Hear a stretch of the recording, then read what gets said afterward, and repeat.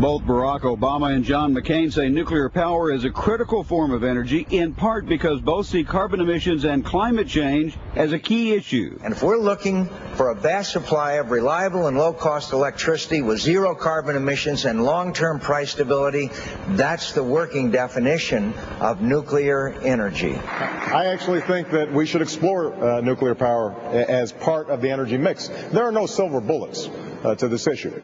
But aside from their general embrace of nuclear, the two candidates are very different. Senator McCain, for instance, has a clear plan to move forward and envisions 45 new nuclear reactors between now and 2030, with the ultimate goal of 100 new plants.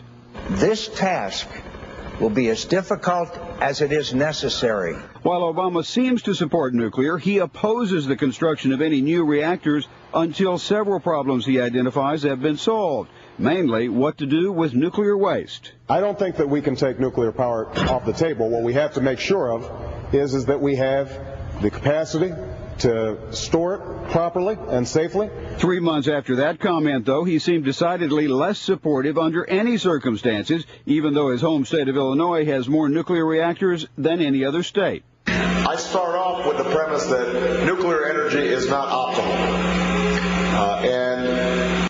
So I am not a nuclear energy proponent. But now Obama seems to say he would support nuclear power if the waste problem could be resolved. American nuclear plants have been storing their own nuclear waste. There is a repository at Yucca Mountain in Nevada, but it remains empty because of political opposition, and Obama's against it as well. So if he is for nuclear, but worried about waste, what would he do? What we have right now is waste storage at 106 different facilities around the country. And I think that there's a certain vulnerability to that dispersion of waste. 106, not so good. One site in Nevada, also not ideal. Obama's campaign said he would call together top scientists to study the problem with an eye toward regional storage over the short term.